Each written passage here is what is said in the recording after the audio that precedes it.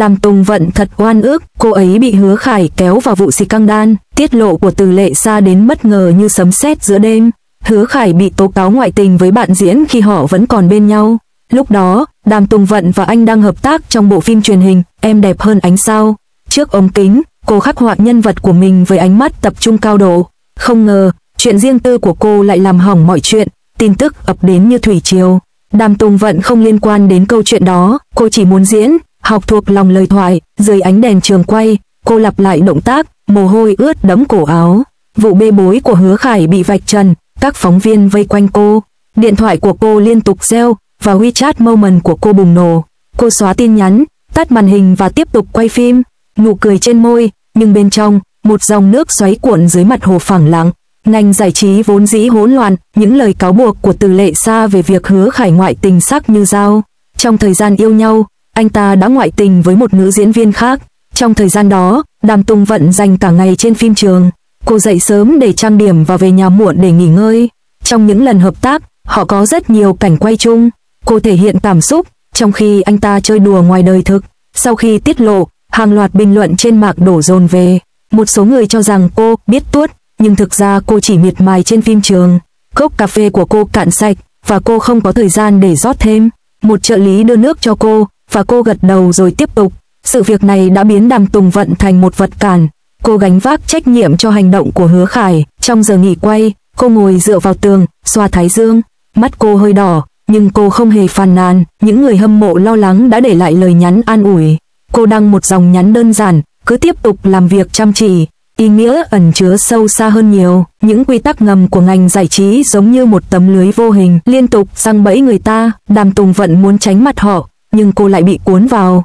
Những tiết lộ của Từ Lệ Sa không chỉ liên quan đến Hứa Khải, chúng liên lụy đến nhiều nữ diễn viên, còn Đàm Tùng Vận chỉ là nền tảng. Sự hợp tác của cô với Hứa Khải ban đầu rất chuyên nghiệp. Trên phim trường, ai cũng có năng lực, đạo diễn hô cắt, và cô điều chỉnh lại tư thế. Hứa Khải đáp lại bằng một nụ cười, nhưng trong thâm tâm, anh là một người khác. Sau những tiết lộ, lịch trình của Đàm Tùng Vận bị phanh phui. Cô được đón tại sân bay, vây quanh bởi người hâm mộ. Dưới ánh đèn flash, cô bước nhanh hơn, tay ôm chặt hành lý, đầu hơi cúi xuống. Sự hỗn loạn bên trong cô chỉ được hé lộ qua tiếng bước chân. Cuối tháng 8, bộ phim mới của Hứa Khải, Midnight Return, đã lên sóng với sự chào đón nồng nhiệt. Ai có thể ngờ rằng một cơn bão đang âm ỉ sau hậu trường sẽ càn quét cả ngành giải trí.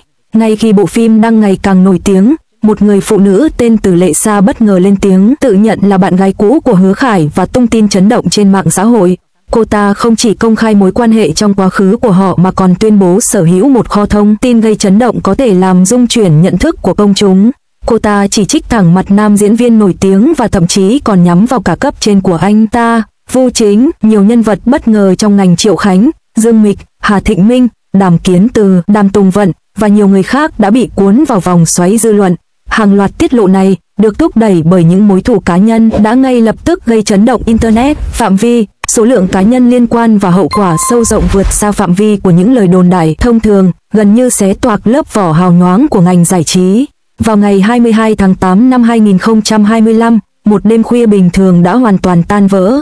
Từ Lệ Sa, trước đây gần như vô hình với công chúng, đột nhiên đăng một bài viết dài trên tài khoản mạng xã hội cá nhân mà không báo trước. Nội dung bài đăng có sức ảnh hưởng vô cùng lớn. Cô tiết lộ danh tính là bạn gái cũ của Hứa Khải và chỉ đích danh nam diễn viên, người có vai diễn Phó Hằng trong Diên Hy Công Lược, củng cố vị thế nam thần truyền cảm hứng của anh như một sự tương phản rõ rệt giữa đời tư và hình ảnh trên màn ảnh. Với ngôn từ cực kỳ sắc bén, cô mô tả Hứa Khải là quả dưa chuột thối, cáo buộc anh liên tục ngoại tình, có mối quan hệ không phù hợp với người hâm mộ và thậm chí là bạo lực gia đình. Điều này đã hủy hoại hình ảnh Phó Hằng hoàn hảo trong mắt người hâm mộ, người đã bỏ học đi làm quanh năm để trả nợ cho cha mẹ. Tình hình càng trở nên tồi tệ hơn, những lời chỉ trích của Từ Lệ Sa vượt ra ngoài phạm vi hành động cá nhân của Hứa Khải. Cô trực tiếp nhắm vào sếp của Hứa Khải, nhà sản xuất nổi tiếng Vu Chính, cho rằng ông ta không chỉ biết về vụ việc mà còn có thể có liên quan. Điều đáng nói nhất là đoạn teaser cô để lại ám chỉ rằng chị dâu cũ còn nắm giữ những bí mật lớn hơn, đủ sức gây chấn động toàn bộ ngành giải trí. Ngay khi những lời này được thốt ra, dư luận lập tức bùng nổ. Các chủ đề thịnh hành chiếm lĩnh danh sách tìm kiếm và cư dân mạng đang bàn tán sôi nổi về vấn đề này.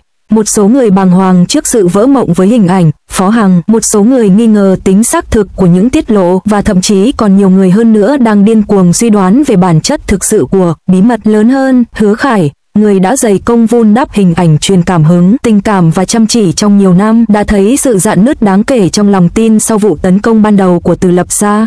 Đối mặt với cuộc khủng hoảng bất ngờ này, cấp trên của Hứa Khải, Vu Chính, rõ ràng rất lo lắng. Bộ phim mới đã rất ăn khách, và nếu danh tiếng của nam diễn viên chính bị hủy hoại hoàn toàn vào thời điểm này, nó không chỉ gây tổn hại đến danh tiếng của nghệ sĩ mà còn ảnh hưởng đến công sức của toàn bộ đoàn làm phim và lợi ích thương mại khổng lồ đằng sau nó. Vu Chính nhanh chóng phát sóng trực tiếp để thực hiện quan hệ công chúng trong khủng hoảng. Chiến lược của anh rất đơn giản, phủ nhận hoàn toàn và ủng hộ Hứa Khải. Anh khẳng định Từ Lệ Sa đang vu khống và bôi nhọ Hứa Khải một cách ác ý. Khi được hỏi về việc Hứa Khải và Triệu Khánh, một nữ nghệ sĩ cùng công ty, bị chụp ảnh cùng nhau trong khách sạn, lời giải thích của Vu Chính có vẻ khá vội vàng và gượng ép. Anh ta khẳng định đó là một buổi xem kịch bản đêm khuya, do chính anh ta sắp xếp, và mối quan hệ của họ hoàn toàn là công việc. Lời giải thích này nhanh chóng gây ra một loạt bình luận chế giễu trên mạng. Xem kịch bản có cần phải nắm tay nhau và vào phòng khách sạn vào đêm khuya không? Bài xem kịch bản của cô Vu thực sự rất sâu sắc. Bầu không khí trong buổi phát trực tiếp ban đầu là một lời giải thích nghiêm túc, dần dần chuyển thành một màn chế giễu trực tuyến quy mô lớn.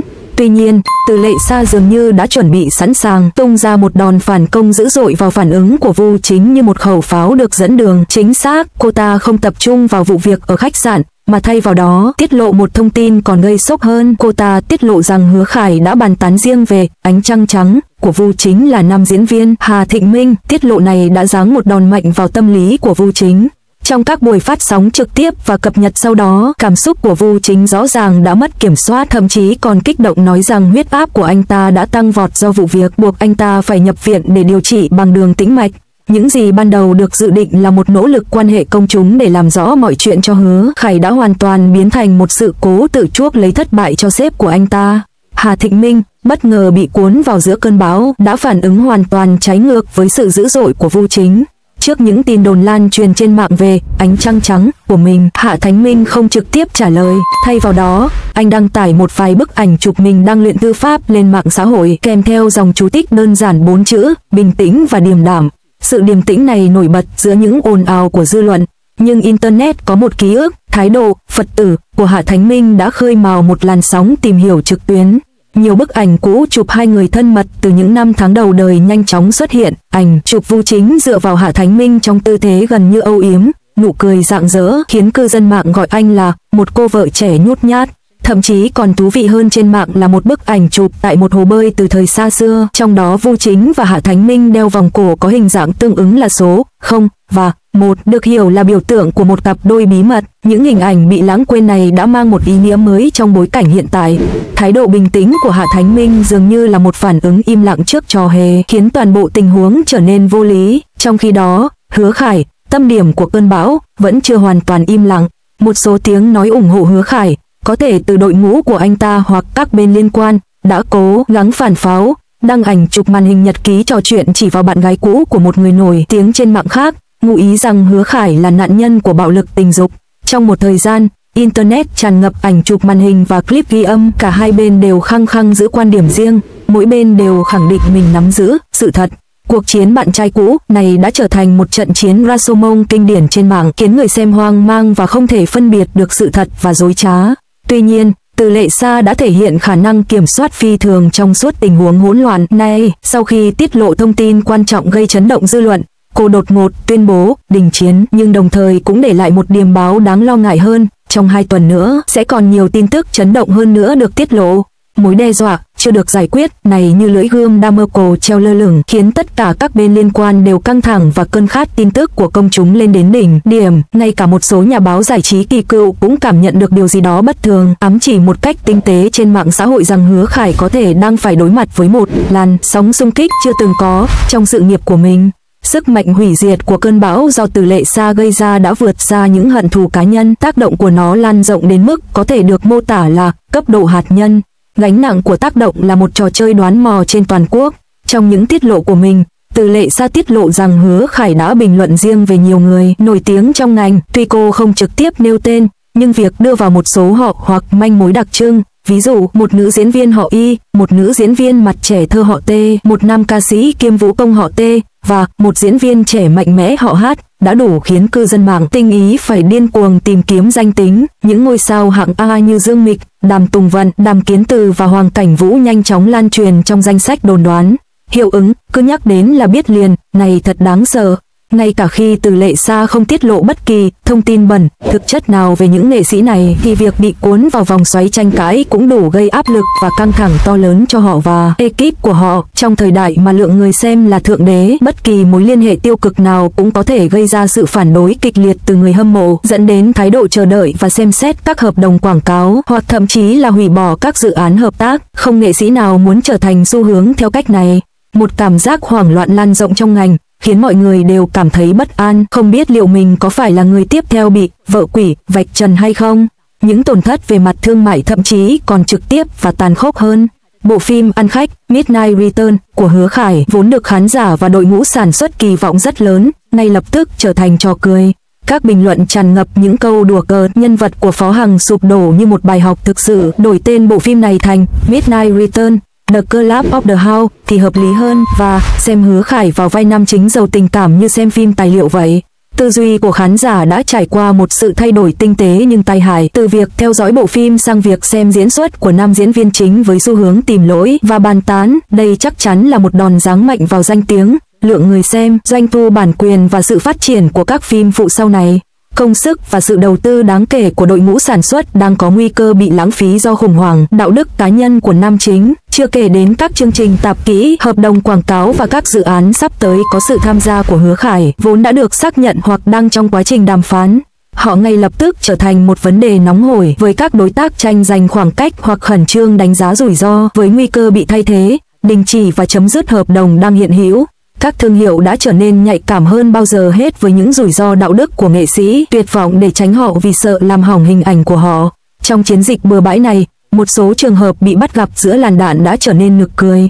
Nữ diễn viên Bạch Lộ, chỉ vì đăng ảnh mình đi giày cao gót với tấm ga trải giường màu xám làm nên trên một nền tảng mạng xã hội nhiều năm trước đã bị một cư dân mạng tên Jazin, có thể cũng là một người có liên quan, đào lại, khẳng định tấm ga trải giường màu xám đó được mua từ nhiều năm trước và ám chỉ rằng bức ảnh được chụp tại nhà của Hứa Khải. Mối liên hệ gượng ép này, chỉ dựa trên màu sắc tương tự và không có bất kỳ bằng chứng cụ thể nào, đã vô tình kéo Bạch Lộ vào vòng xoáy, một trường hợp điển hình của lỗi lầm đến từ hư không. Điều này cũng gián tiếp chứng minh rằng trong một cơn bão dư luận lớn như vậy, ngay cả một mối liên hệ nhỏ nhất cũng có thể bị phóng đại, gây ra những tổn hại không mong muốn.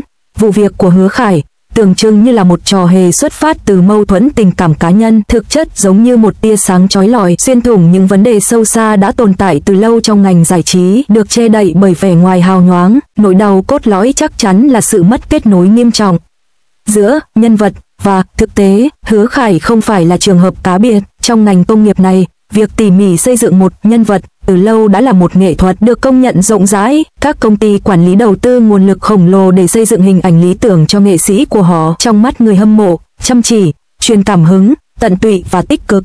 Câu chuyện đầy cảm hứng của Hứa Khải về việc bỏ học đi làm để trả nợ cho cha từng mang về cho anh vô số lượt thích và sự đồng cảm, tạo nên nền tảng cho hình tượng nam thần hoàn hảo của anh.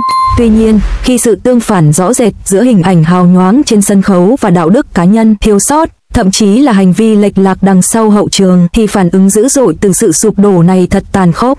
Điều này không chỉ phơi bày sự thiếu chính trực cá nhân mà còn cả hệ sinh thái méo mó của cả một ngành công nghiệp phụ thuộc quá mức vào nhân vật giả tạo.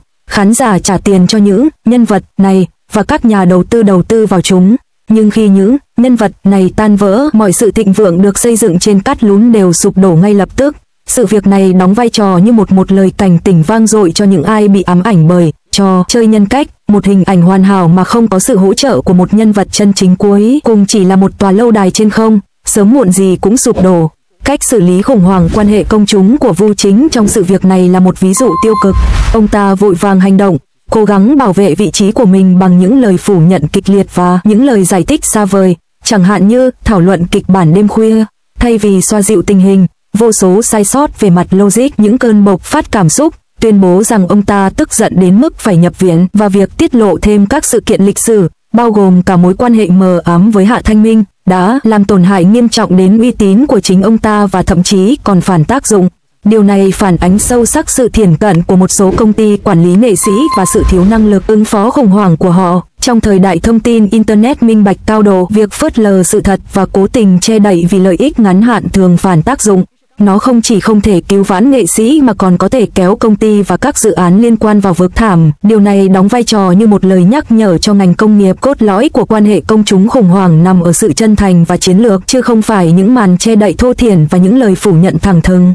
Sâu xa hơn, khả năng duy trì cuộc sống hai mặt của Hứa Khải trong một thời gian dài như vậy chắc chắn ẩn chứa một mạng lưới lợi ích phức tạp và một vùng xám của sự đồng thuận và khoan dung ngầm, từ việc đóng gói cho công ty đại diện, quảng bá, quan hệ truyền thông và sự tham gia của người hâm mộ. Toàn bộ chuỗi cung ứng có thể chọn lọc bỏ qua hoặc che giấu hành vi sai trái của nghệ sĩ để cùng chia sẻ lợi ích thương mại. Sức mạnh của vốn thúc đẩy việc tạo ra và duy trì một hình ảnh ẩn sau hậu trường, và lượng truy cập khổng lồ do hình ảnh này tạo ra lại phản tác dụng với vốn. Những tiết lộ của Từ Lệ Sa đã giáng một đòn mạnh vào chuỗi cung ứng tưởng chừng như ổn định này. Phản ứng dây chuyền mà nó gây ra, dự án thất bại, rút vốn và chấm dứt quan hệ đối tác, đã cho thấy rõ sự mong manh của hệ sinh thái này. Một mắt xích quan trọng, chẳng hạn như một tiết lộ mang tính quyết định của một người trong cuộc, có thể gây ra sự sụp đổ nghiêm trọng cho toàn bộ chuỗi cung ứng. Sự việc này phản ánh tình trạng hỗn loạn của ngành công nghiệp điện ảnh. Diễn viên sống dưới ánh đèn sân khấu, nhưng chuyện riêng tư của họ như những quả bom hẹn giờ. Đàm Tùng Vận tận tụy với sự nghiệp, tích lũy vô số giải thưởng. Tuy nhiên, danh tiếng của cô đã bị tổn hại vì những người khác. Bên ngoài phim trường, cô đi dạo một mình, gió đêm thổi qua, và suy nghĩ của cô chạy đua. Cô không phàn nàn, mà đáp trả bằng hành động. Cô tiếp tục quay phim, đào sâu vào vai diễn của mình. Những rắc rối của Hứa Khải sẽ do anh giải quyết. Hành trình của Đàm Tùng Vận vẫn còn đó. Chuyện gì sẽ xảy ra tiếp theo? Đàm Tùng Vận sẽ thích nghi như thế nào? Độc giả chỉ có thể tưởng tượng. Trước ống kính, cô luôn là một diễn viên chuyên nghiệp. Lời thoại kết thúc, cô quay người rời đi, ánh đèn mờ dần, và câu chuyện tiếp tục. Khi bộ phim mới của Hứa Khải đang gây sốt, bạn gái cũ của anh, Từ Lệ Sa, bất ngờ tiết lộ những tiết lộ gây sốc, cáo buộc anh ngoại tình và bạo lực gia đình, lôi kéo những người nổi tiếng như Vu Chính và Dương Mịch vào cuộc. Hàng loạt tiết lộ này xuất phát từ những mối thù cá nhân, không chỉ phá vỡ hình ảnh nam thần truyền cảm hứng được Hứa Khải dày công vun đắp, mà còn như một lưỡi dao sắc bén phơi bày những dòng chảy ngầm đang trào dâng bên dưới vẻ ngoài hào nhoáng của ngành giải trí.